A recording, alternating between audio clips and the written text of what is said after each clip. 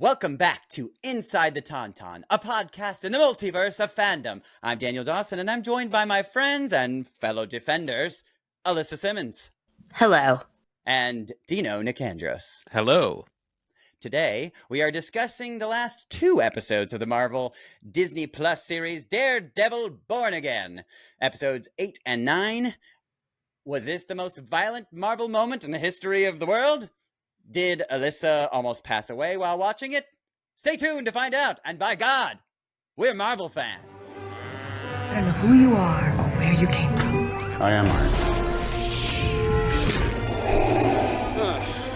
I thought they smelled bad. On the outside. Smells like a new car in here. Inside the Tauntaun, this is our opening song. Alyssa, Daniel, Dino, talking nerd stuff, come along. Inside the Tauntaun podcast, please like and subscribe. So, did you survive, Alyssa? So let's get to it. Did you intro at all, just go right for it. Well, I will tell you that in the finale, I had to close my eyes and plug my ears a couple times. Yeah, well, Mostly a couple times. Mostly that, terrible sequence where Fisk pulled the police commissioner's jaw, I'm assuming. A little grape watermelon. We just squished it all together. I didn't see it, as I said. That's what happened. It's for the best. It's for the best. But I know that his head got squashed really bad. It was kind of like a pumpkin that's kind of rotted a little bit. Yeah, I imagined that. I wasn't sure if it was that or like ripping from the front. Oh, yeah, that would have been bad. I think that might have been worse, potentially, if that was the case. But this was very, very bad. Oh my gosh! And when I say that, I'm thrilled that it happened because it does kind of open the gates for and God seize knows the day what. for even more violence. Yes! Yeah. So I mean, I pretty much I was ears plugged, eyes closed for at least 2 minutes there. I mean, that's one of the most violent things I've ever seen on television. That was gnarly. I was talking to Dino about it afterwards, and but what's interesting is that, it may be sad, that since watching Game of Thrones all those years ago, I guess I'm just desensitized to it all now, because I remember my visceral reaction when what's his face, the Mandalorian, Oberyn Martell gets Oberyn Martell. His teeth knocked out and then his head smashed. Oh my God! Crushed, well, I mean, I would venture to say that was probably a little more visceral and terrifying, because just the act of his thumbs going into his eyeballs and then the splatter happening, and there was a lot more. It was juicier. There was but that's because you saw the juice. Here you saw the head cave in. I'm not exaggerating. I was an eyeball was over here, and there was a part of his mouth over there. Jaw It unhinged. was bad. I actually, really bad. And I'm sure somebody could comment, and you should do so if you're watching or listening along. Yeah. I don't think I've seen anything more violent on television. On TV, definitely not. And I'm talking about HBO. I'm talking I don't. Right. So Maybe. Disney Plus was pushing the envelope. But I think it's funny because I think that I almost wonder if that was sort of a sitting around the executive table, and they were talking about it, and they're like, okay, this is the one thing that everybody complained about Disney taking over for this really violent show, that we're going to make it super Disney-fied. So what can we do that would be the exact opposite of that? And then they're just truly shock them. Yeah, completely smash into somebody's head.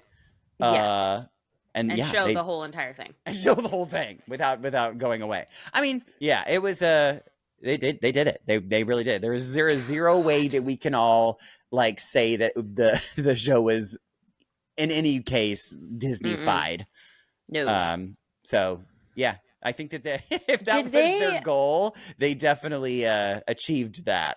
I don't even think we've talked about this yet, but did this have a different... Maggie She's scared about the head. She's forever wounded. Yeah, she's got things to say. Did they have like a different rating on this or no? I didn't see, but I didn't see anything, and I don't think this is like in the M for mature, assumedly, because they haven't been doing really any types of ratings on Disney Plus. They had when they you're maybe not wrong.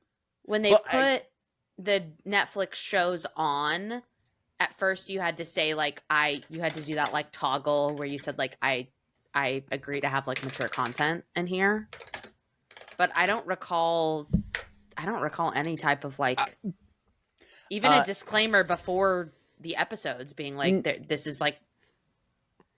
That is curious. I mean, because granted, I know that the Disney Plus does have parental controls where they have like a kid's version of Disney Plus, and then they have like the normal version. The kids version of Daredevil would just be the scenes with Matt Murdock in The Office. I mean, like that would all be all and walking down the street super short in New York City. But officially, though, it is rated TV MA, which is mature audiences. Mildly. I can't believe it's not more than that, to be honest. Yeah. Mm-hmm. Wow. Also, I mean, I'm a mature audience, I think, and I was not. I was not prepared. You weren't prepared. Yeah.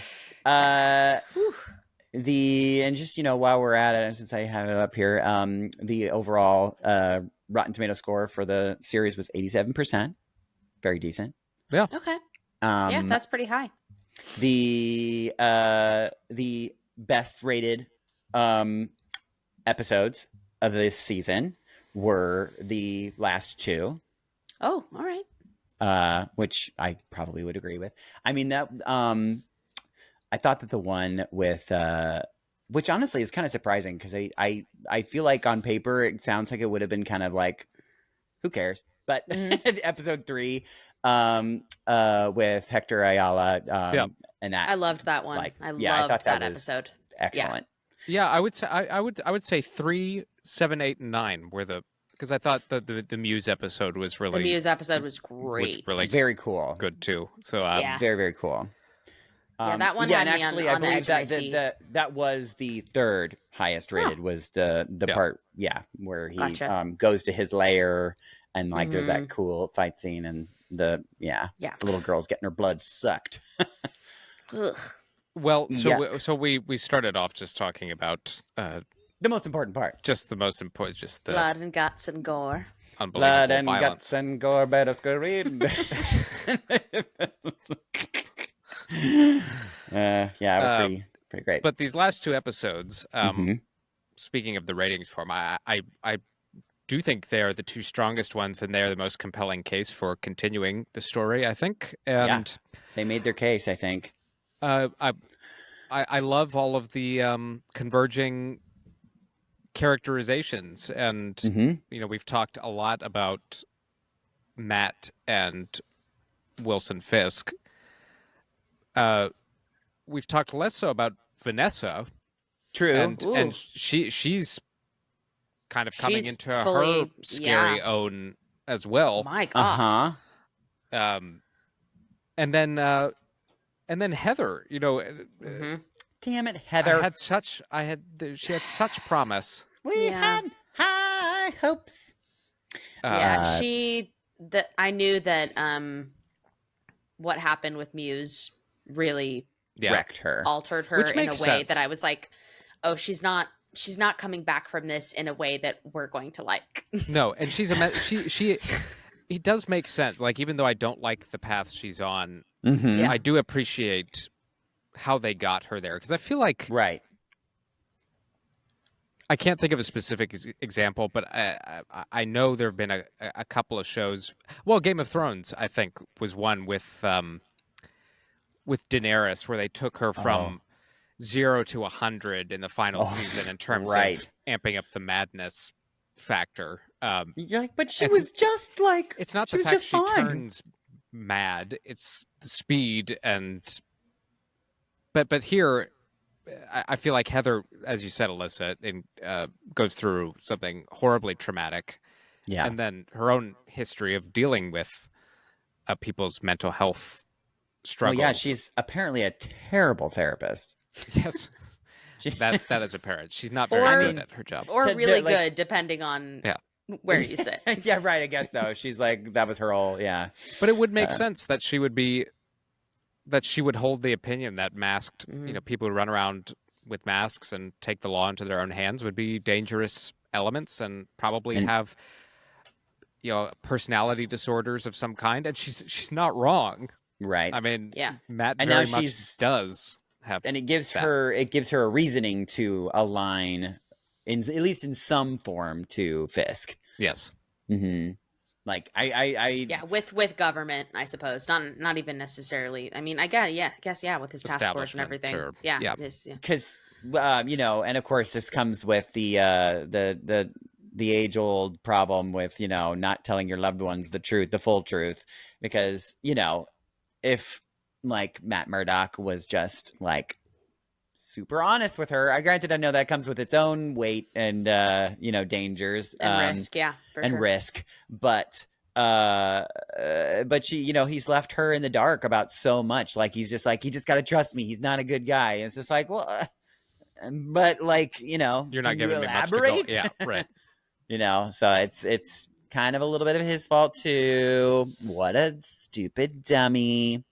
But I have been waiting all season to get more info about Vanessa. Yeah. Because I think that she's such a fascinating character, and particularly I wasn't after, expecting to be as invested with her as much as I was in this season. I mean, after she kills her lover, oh yeah, Adam.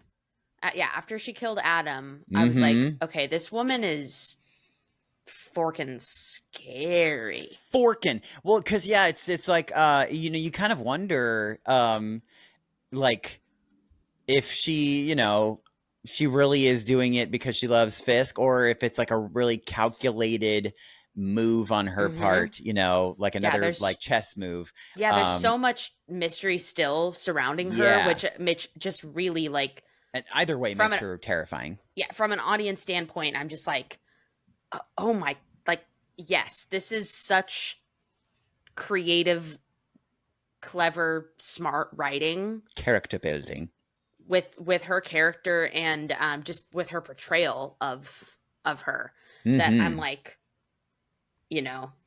learning that she was the one that did in fact put the hit on Foggy. That was cool. Well, you raise good points, and when we first see Vanessa in this series, she's taken over Kingpin's empire, and the struggle has been reconciling her taking a back seat again after she's the one who really built it into what it became. And so when Wilson gives her, the choice, here's a key or a gun, I think, I don't know, it's a protection of, or a an affirmation of her investment, her own personal investment she's put into everything. And she said, I will be taken seriously. Right. And you could see how much it, I think, genuinely kills her. But, I mean, what a decision.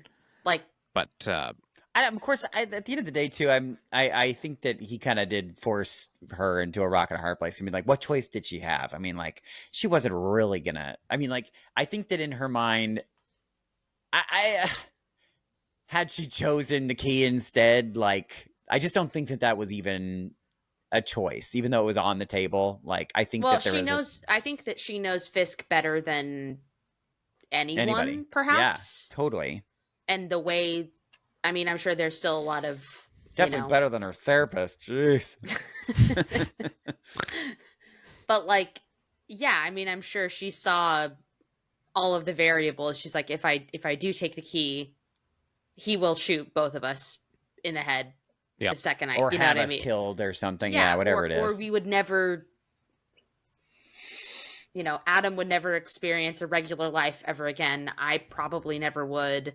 And lose all this security and I don't not to mention her empire that she. I don't know if Wilson would and maybe hurt her shoe collection. You don't know. You don't think that he would hurt her? I don't know. I think that's actually kind of something that'd be interesting. And again, if you're listening and you have opinions based on, even what we know of Vanessa back from the Netflix days.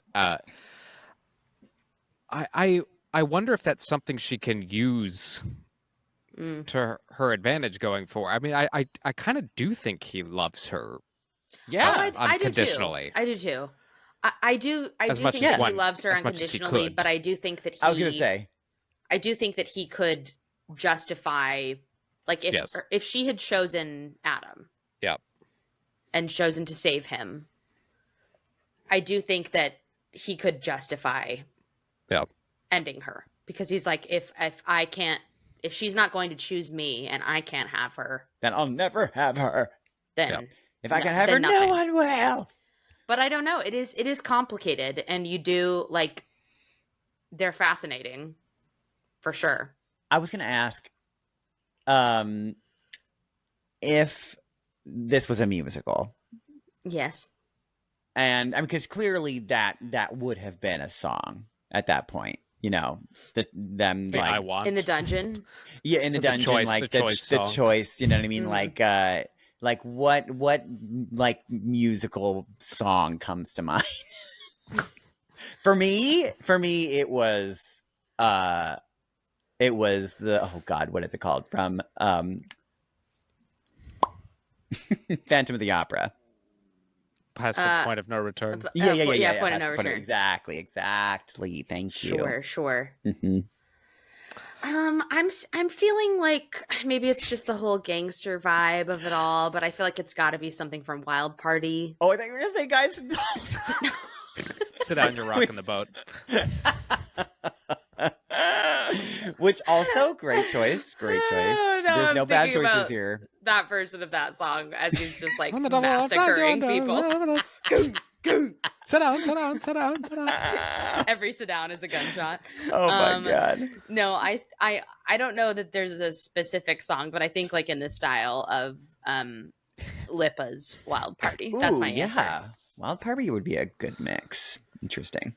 Well, the Fisks seem really Sondheimy to me. Just discordant. The dinner party element too, like drinking wine and cutting steak is like, And Sondheim like loves like marriages marital gone problems. wrong. Yep, Really exactly. does. Yeah. So that totally makes sense.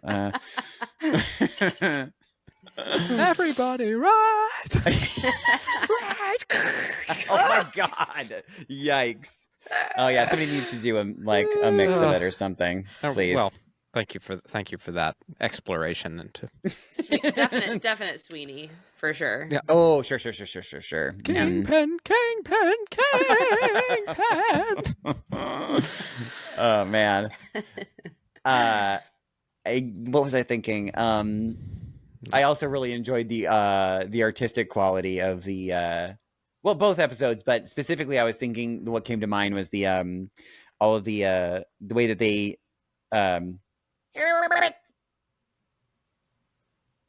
guy who shoots really well. Poindexter. Poindexter.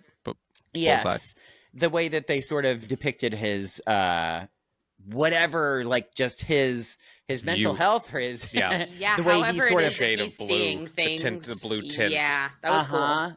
Because I guess you could, because I think a lot of times it's very interesting. I think the trope, is that when a murderer, is on a rampage, they just see red, But the fact that he sees blue is beautiful blue rose. Well, and there was a crazy shot. I think it was in the finale where they started like in his eyeball, and it looked like a bullseye. Totally. I was like, what are we looking at? And then it like zoomed out, and it was like the blue kind of aura thing, and then him in the I think the scene with Vanessa in prison, or the mental institution, wherever. Also, just really impressed that like that prison happens to have access to blue roses, because they're like really rare. As our resident botanist. Yeah, I do a little dabbling on the side. You have a green thumb. I do. I have dahlias in my garden. Yes, I remember when you bought those seeds. Yeah, but this time I've actually bought like worked? some legit ones, and they're Oh, really okay. nice. Did you buy seeds or did you like buy the? So I still actual have the plants? ones that I grew from seeds, but but I have some new ones that are like that I bought, like the, what do you call them? The bulbs. Not the bulbs. Starters. What are they called? Mm-hmm. They're like the little. They look like bulbs that you like bury in the. They are bulbs. They're just bulbs. Yeah. Yeah. I got the bulbs and I buried them, and now they're freaking plants They're now. growing. Mm-hmm. Nice. Anyway. Anyway, back to the garden of Daredevil. Speaking of Mr. Poindexter, it is in episode 8 that Matt starts to piece it together that this was as Alyssa alluded to, this was a hit on Foggy, and such a fun scene when it happened. Yeah. Just in the middle of like a tango, kind of, you know. And then he pays a visit to Poindexter, and he kind of falls for the bait of you know, and you can see it coming a mile away, but he gives Poindexter exactly what he wants, and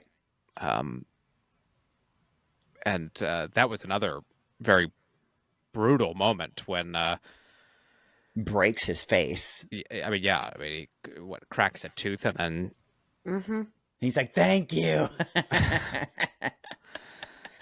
Spits it.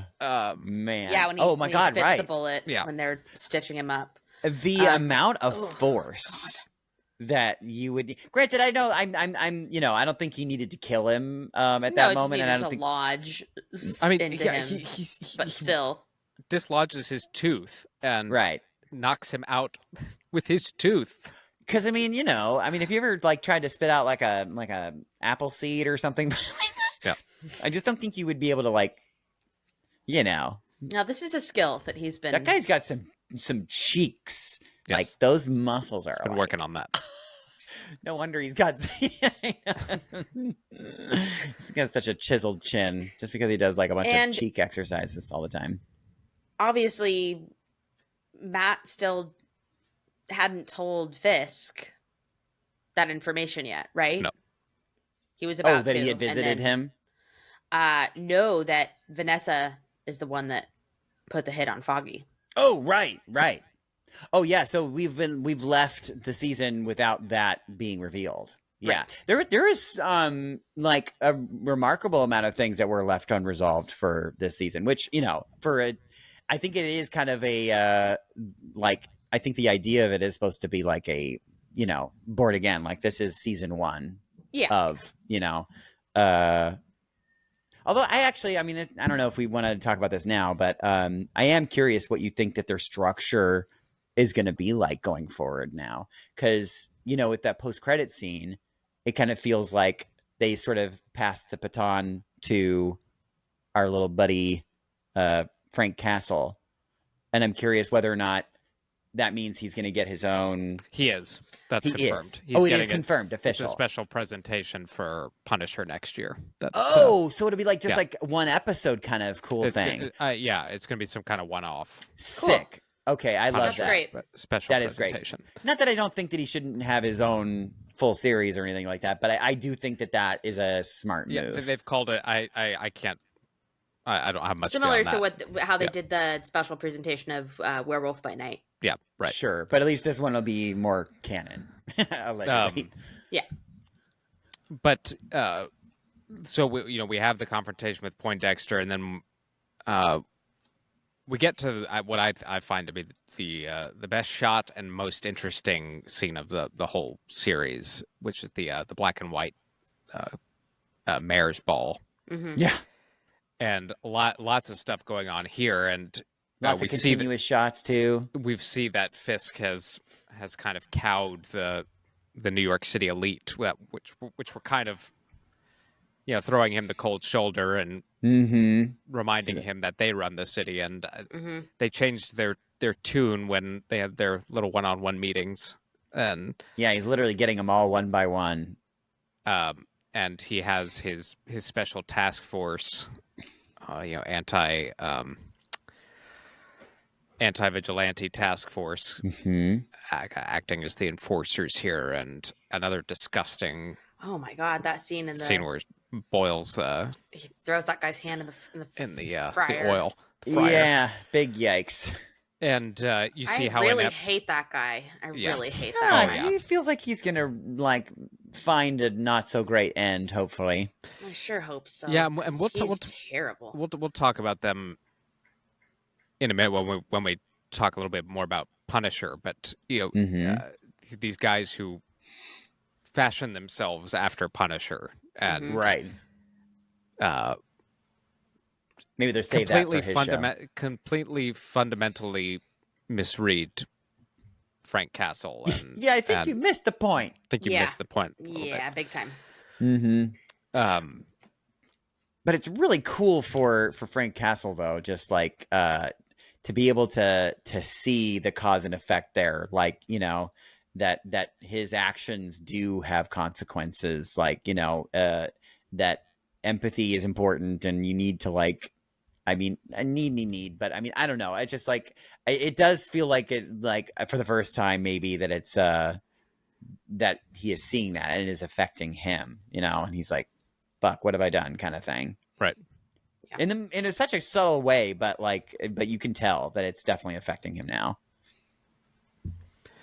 But yes, then we really get to I think the meat of the series where so meaty. Matt and Heather's relationship is kind of coming apart as he grows obviously more distant from her, and she's grappling with what happened to her. And he shows up at the party after she was invited to go and invited him to come, and he's like, don't go. Didn't think he'd show up, and he does. And then, yes, we spoke briefly about this tango sequence is just pulpy and so theatrical. Awesome. I loved it. It is very theatrical, with a spotlight and everything. Mm-hmm. And the idea of I thought it was cute and clever to have Fisk just like speaking at full volume, like knowing well alone that Daredevil would hear him. Yes. Yeah, that was fun. Yes, and him confronting Matt confronting Vanessa finally over it, and just how taken aback she is. She's like, I don't know what you're talking about. And this then is absurd. All the while you have Bullseye up in the rafters, and he moved fast. He sure did. He got out of that prison fast, and then he got out of there real made it in time for the ball. Fast, knew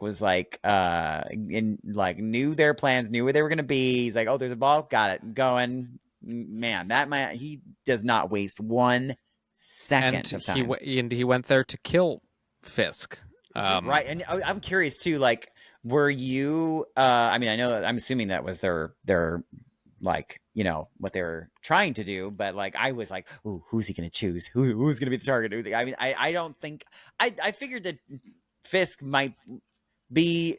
I mean, now that I know that it's Fisk, I was like, oh yeah, duh, of course he would be, number one. But like in the process leading up to that, were you like questioning that, like who he was going to shoot, or who he was planning on shooting? I'm not sure I questioned it. I think it was more the because he really could have been any of them.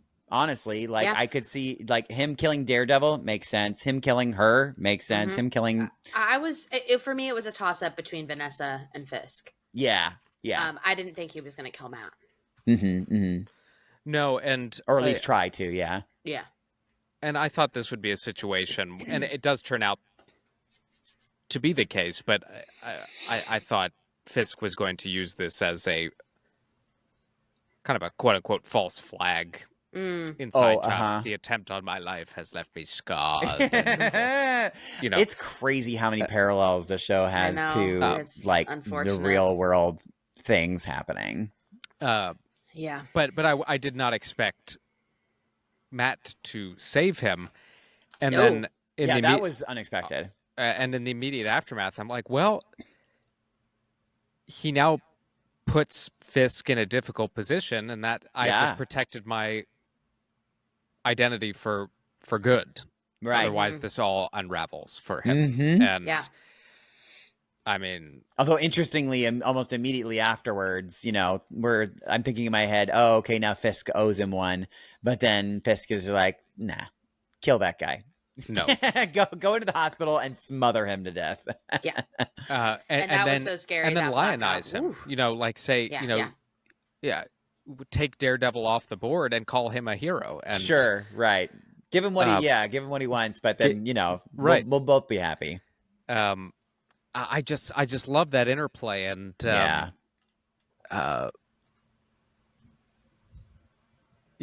Matt to take a risk like that, like Fisk is no good to him dead. Now he wants answers about Foggy and and uncover what it is they're doing, and if Fisk is killed, then he can't. The big reveal, like, of the last episode, of them creating a city state within New York. Yeah, that is wild to me. That is so scary. Yeah. It's something that I had never even considered. And like what that would even be like. So I think just to explore the idea of that is very interesting and compelling to me. But whether or not it's actually truly even remotely possible in a city like New York remains to be seen. But I think it's one of those things where it's like this is a comic book. Yeah, exactly. It's not. I don't think it's something that could entirely happen, but I'm sure that there have been moments that are similar to this, sure. obviously, where it's like, they figure after out, we better figure out something legally to fix this quick so that it's not abused. Something like that. I can see that. But, and then I guess but even still, if it's its own city state and they're doing all these extremely illegal things, illegal at least to us, not to the city state. That's still going to create huge conflict for the government. Maggie agrees. She said, "Yes, that's right, Dad." Well, and the dramatic irony in all of this is that Foggy was onto something, but he didn't realize. No, it was not. He thought it was a very simple case. And, he was just looking at it in relation to his case. And so, had he had the opportunity to keep pulling the thread, he would have stumbled into the Red Hook port conspiracy. And and as you were saying, the creation of the city state, they discover that this port doesn't have a jurisdiction, so he can launder money. He can kind of run do all of his stuff out of there. There's technically at this moment in time nothing that the government can do. And then to tie it into what we were talking about at the very top, the executing the police commissioner in front of pretty much everyone in his cabinet. It's like. There are no secrets anymore. It's but also a giant warning. You don't want to be like him. Yeah, no, it's the cat's out of the bag, and there was definitely some. In the last episode, in its entirety, Fisk said, "This is what I'm doing." Even with Vanessa, he said, we could only operate at a certain level before, but now I have the ability for us to deal with billions and billions of dollars and not have anybody question me or right. It's a really scary abuse of power, and without getting too much into where we are currently in the world, the parallels here are really startling. Well, and what is it the commissioner says to him and say, you never stopped being Kingpin. And and he says that in front of everybody else. And He doesn't care. Nope. So it's all out there now, and Yeah.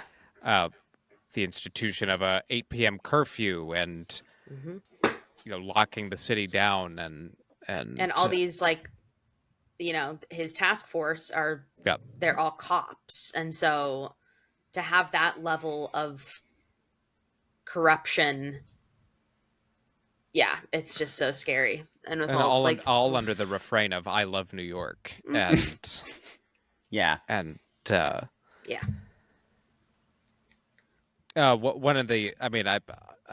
thought one of the best moments of this episode was obviously finding out that Karen was the one responsible for having Punisher of be his guardian angel, as it were.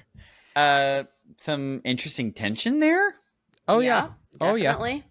Like there's gonna be potentially some things happening. She just happens to show up at a moment when he most Boing! well.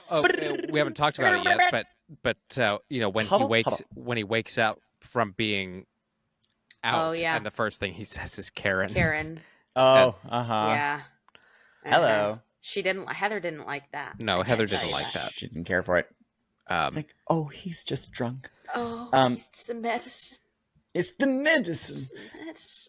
But Karen being one of the only people who doesn't think he's nuts, and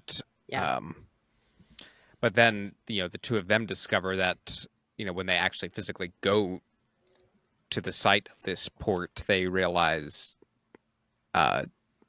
just how difficult this task really will be. And like, oh, we need to save something for season 2, you guys. How are we going to rope Spider-Man and exactly? We can't resolve this and yet. Luke Cage and Jessica Jones. We gotta get them all back here. Oh, I want Luke Cage and Jessica Jones back. I do. Yeah, I miss. And then give me Spidey and Kate Bishop and all the New York based heroes at this time. It does feel like we're creating it. I mean, is that really do we feel like that is what they're building up towards, like the big, quote unquote ground level event for everybody, including Spider-Man, is going to be like a fight against Fisk and all of his minions? I think so.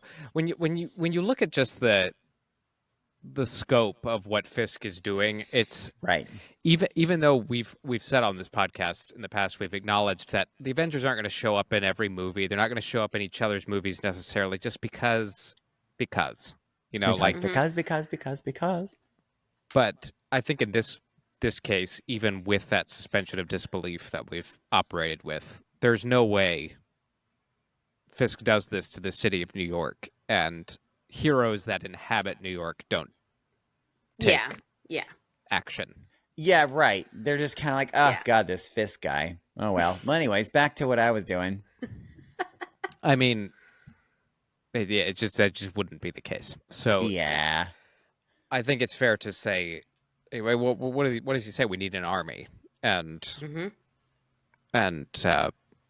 the whole show's premise, or this season's premise, has been the elimination of vigilantes. So what other New York-based ones are actually still there? Out of the Avengers, I mean, not the Defenders. I think Kate is technically there. Kate Bishop.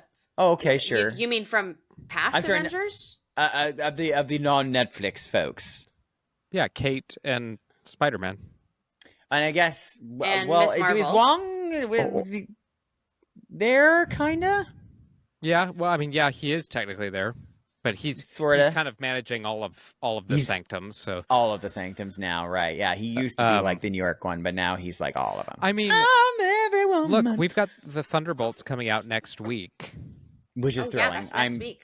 Got my ticket. I'm gonna go see it at the Grauman's Chinese. Well, sorry, not Grauman's anymore. They sold it. They're sellouts. Are you seeing it on opening day? Yes, I am. Alyssa and I are seeing it on Friday. Oh my God, I can't talk to you then. So don't talk to us until then. Yeah, I'm not gonna stop But talking the right now. but the Thunderbolts takes place in New York City, and Yeah. Yeah,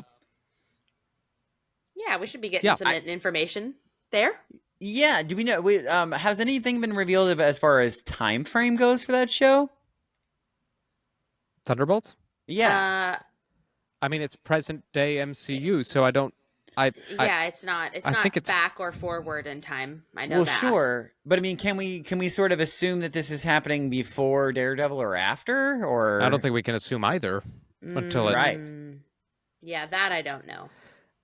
Because I mean, it's another one of those like giant events that like I think that it would be really hard for Daredevil to not be like, oh my god, remember that time? They all became shadows on the floor. Well, and look, Feige's not gonna.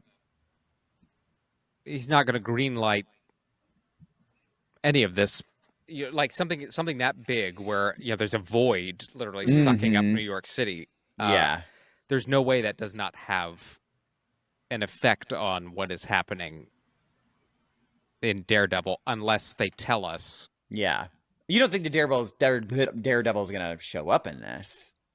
That would be in wild. Thunderbolts. Yeah. I don't know. I don't think so, but I don't know. They show us the same like 4 sequences in the trailer for this movie. They're being real special about there's that, which I'm glad. Yes. Yeah, me too. For once, you've learned your lesson, Disney. Good job. Hopefully. That being said, like I said in our last episode, Vincent D'Onofrio did say there is a rights issue still as far as Kingpin showing up on the big screen. So, right, that still is so wild to me. I'm sure my they're guess working is on it. whatever happens in Thunderbolts, we might see a reaction to it in Daredevil, but I'm not sure there'll be a ton of Daredevil references in Thunderbolts. I think probably not. That makes sense. Yeah, because I mean it's coming out so soon. Well, no, I don't know. I was just about to say that like, it would be maybe not in a good form to so soon after Daredevil came out to like spoil part of that show in Thunderbolts, like for the people who haven't watched Daredevil yet, be like, oh, this is how it ended. And you're like, oh, fuck, Yeah. But anyway, that's all I have to say about that. All right. The end. But yeah, we to go back to our boy Frank. Oh yeah, another horribly I really brutal do moment. enjoy him. I like him a lot, he's too. and his again his to restate it, his persona is completely misunderstood by the people who revere him, and that scene was wild where they had him and we're all he's telling them Santa Claus isn't real. He's like, oh no, you really misunderstood the assignment. You really missed it, guys. You really missed it. Yeah, he's like, you don't know the hurt, the pain I've been through, the hurt, or whatever it is. Yeah, that was a nice little speech. But yeah, for them to all turn on him and to like one by one go up and like punch his lights out, like it's pretty interesting. It's like it's like them sort of shedding their the ridiculous obsession with love. No.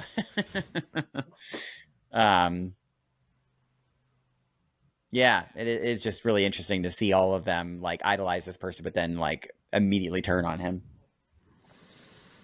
Yeah, they're a scary bunch. I really, really don't like scary that. bunch. Really don't like that bunch. Yeah, they all need a therapist. That's not Heather, for God's sake.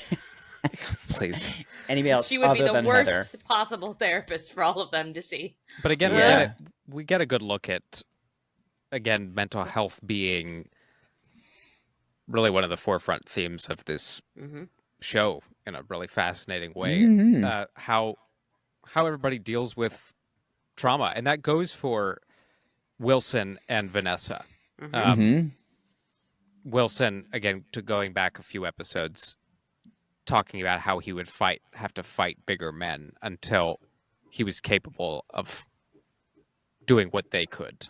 And so there's an element of abuse there. And Vanessa overcoming the trauma of a relationship that is, the power dynamic is nuts, and then having to kill somebody she probably truly loved that didn't come with the baggage. And so she's damaged. And then we've talked about Heather at length.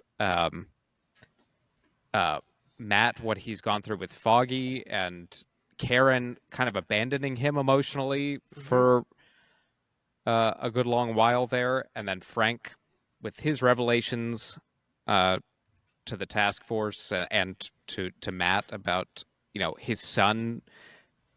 He can hear his son whispering to him to kill these people. Yep. It's dark. It's and all the people on that task force. I mean, when that one cops who did, the one cop that Matt was toying with potentially ending completely, and Frank was like, "Yeah, go ahead." I mean, his whole thought process of I fought for what I think is true. So yeah, he said just fucking go for it. He's like, go ahead. I can die a totally happy man because I stood true to what I believed in. Those are the scariest kind of people. It's really scary. Sometimes I find myself watching these shows, and I mean, obviously the reason that they are so compelling to us is that there are lessons that are paralleling our true and real life. But at least the good ones. As I was watching this, and I'm living in New York, and I'm like, there's a scary video online every other day about somebody in the train being snatched up by people who are not ICE, or maybe they're ICE, or we don't need to get into details, but you understand what I'm saying. Oh yeah. This idea of like, it's a little too real. It's very real. And then you hear about people on the train spitting teeth out at people and shooting them in the eyes, lighting people on fire, and seeing in blue. You hear it all the time. I have all absolutely real. Yeah, I have some good train stories, unfortunately. Oh my god, too many poop ones, unfortunately.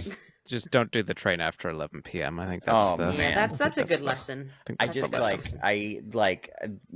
happened to me at least twice, which train is pooper? Insane. That you think that it would be once, and then you'd be like, oh god, never again. But somehow, but you walk into a train, you're like, oh my god, I got the whole thing to myself. I'm so happy. It's late at night, and then the terrible gong, sign. Gong, it closes, and you see the homeless person with the shit on the floor, and you're like, no.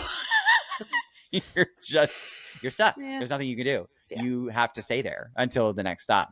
It is I not great. wanna be a part of it. Ball change. New York. Is it worth it? This No. is disgusting. I love New York. Oh my god. Stand clear of the closing doors, please. Stand clear of the feces, please. Yeah. Jeez. So they left us, we said, they left us, as we said, with quite a few things not wrapped up from this season, which is great. It gives us things to look forward to for so much hope next season, and lots of potential ways that season 2 could go. Do you guys have any thoughts of kind of where they'll jump off? And well, that was what I was kind of wondering earlier too. So now that I know where they're going, at least with Frank Castle, so that knowing that that's going to be its own little nugget, that's interesting. So then, is their next move to just do another Daredevil Born Again season 2, or is it just going to be some other title? I mean, I think it is season 2. Yeah. I think that's confirmed. But it is. Oh god, there's so many things that I don't. know. Yeah. Season 2 is confirmed, but sick. I guess there is a possibility that it is called something different. Or maybe it pulls a Falcon Winter Soldier and becomes Captain America and the Winter Soldier by the end. Sure. becomes the Defenders by the end of it. Well, because I know that the Born Again is a full run of the Daredevil comics, which they actually didn't use any of that storyline for this show. Which is a Marvel thing to do. It was very, but they're like, we love the title. Let's keep that. So I wonder. Yeah, there's a possibility that. So one thing that we didn't talk about is BB at the black and white ball. Yeah, that's interesting. Like, what is she evolving into? I mean, now we know for sure she's not just. I mean, she is a pawn for him at the moment, but she's also got her own motives. And for to have that conversation with the police commissioner, and now he's Dunzo. Bye Smash guy. But apparently, I mean, I think that at least having that nugget of information in her head is like she knows like where to maybe start her investigation. Maybe like because he did say like I have. He said he's got files and names and stuff, so she knows where to look now. Maybe Maybe yeah. Well, and I think he says. Matt says we need an army, so I think it's easy to surmise he's talking. We could eventually see again some kind of army of vigilantes, but also how they choose to go about unseating Fisk. It might not be as straightforward as beating the crap out of him. It's discrediting his worldview, which is taking over, which. He has them, he has this city. He's captured their imagination as much as he's captured them physically. Well, you're right.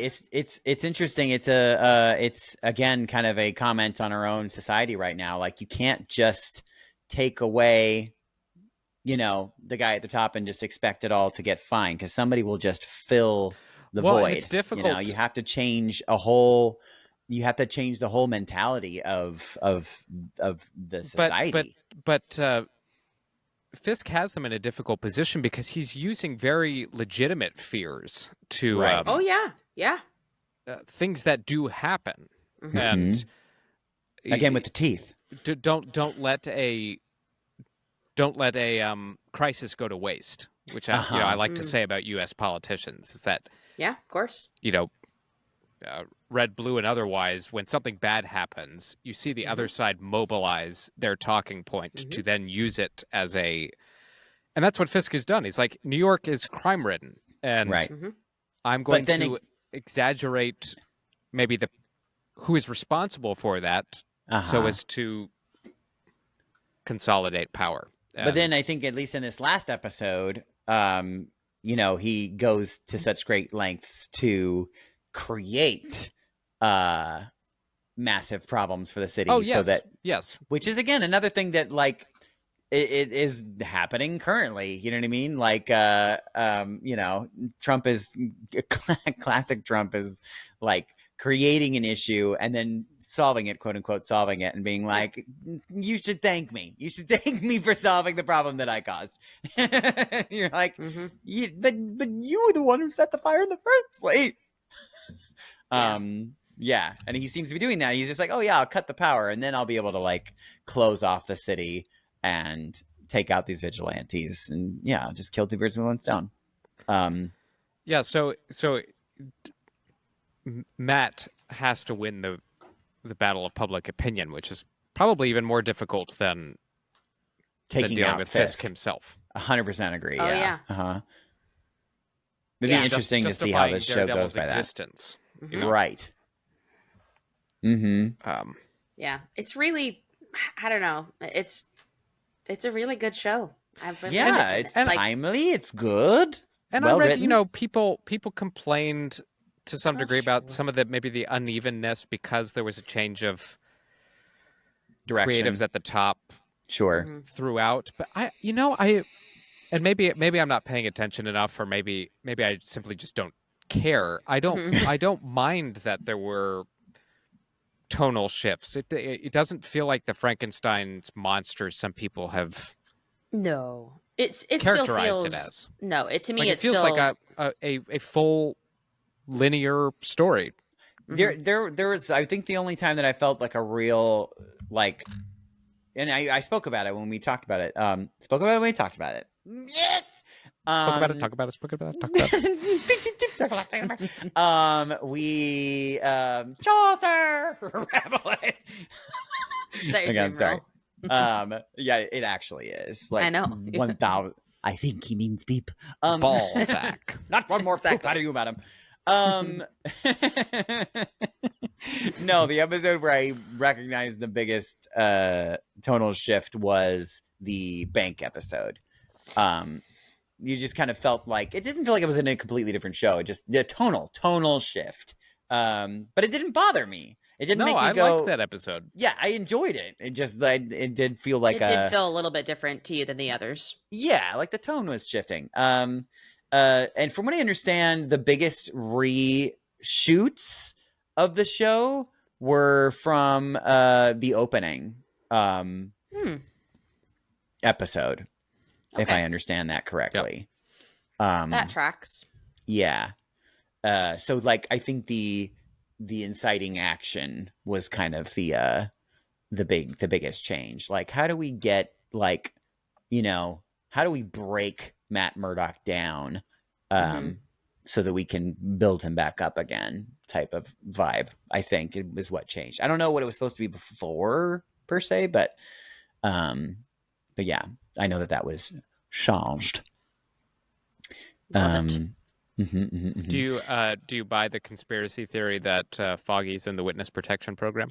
Oh my God, it's so funny you said that because I was like, what would be the wildest twist that they could possibly do? I was like, Foggy's not dead. Literally, that was in my head. I was going to ask you that question. And I was like, this is going to be so funny. But yeah, I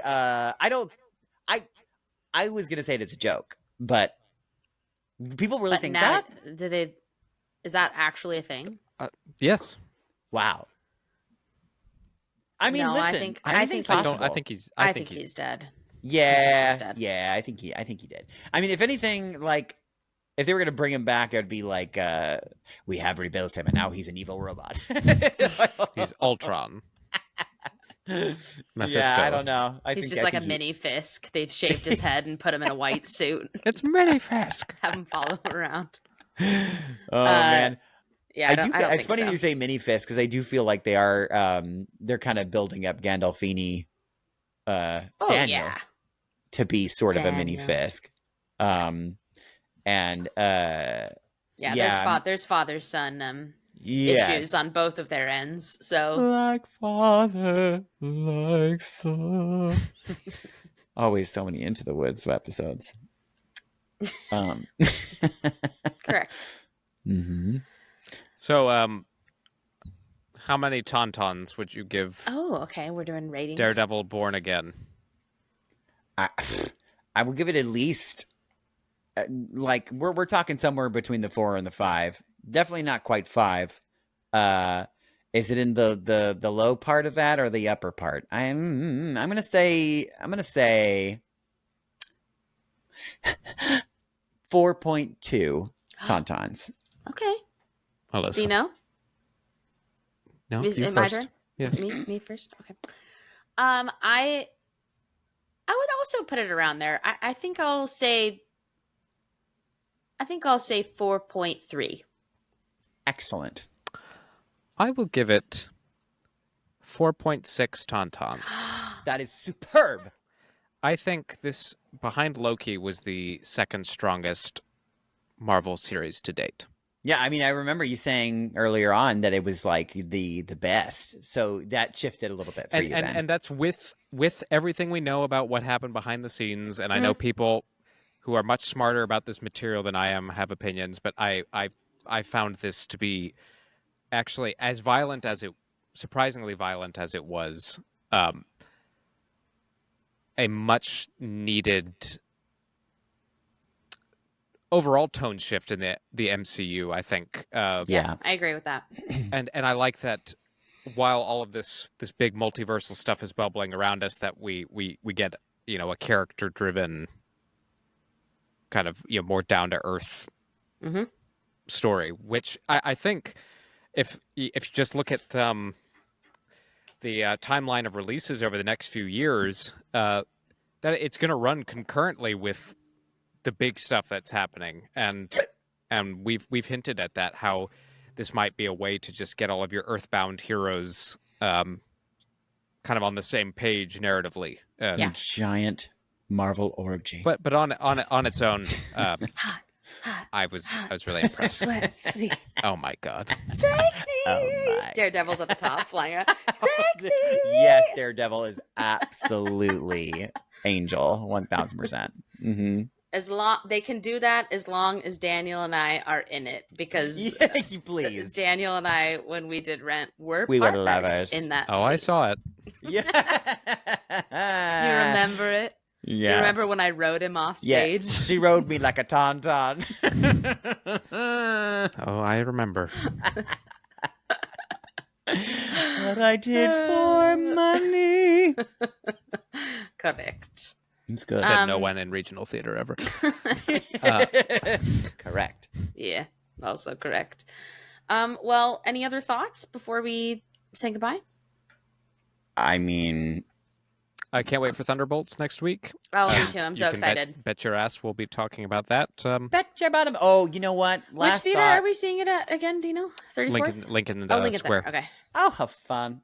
There's Big ol' a IMAX. box of the Wheaties box at the 34th Street Oh, that's right. Theater. Well, But I we're hope doing they we're have doing a a 4 Wheaties p.m. box. on the giant IMAX because I made the executive decision not to see it in 3D. No, I don't want They to were see leading that with in 3D for this one for Why? some reason in the prime time slots, which I don't like 3D movies anyways. So we're doing 4 p.m. on Friday. Yeah. That's fair. I now would like to rescind my last thing is I'd like to rescind You the can't take song anything choice that I made. okay. What it For really the- should for have the been. Daredevil musical. Yeah. Or at least for that particular scene. Okay. Well, maybe either that or in because it works for either one. For that or for the ball scene when they're dancing, Mhm. it should have been together at last, together forever. Because honestly, like that guy really needs to play Daddy Warbucks. Like he would be. That'd be He the looks scariest. perfect. Vincent D'Onofrio as Daddy Warbucks would be the scariest thing. He would be perfect, though. Annie, I love New York.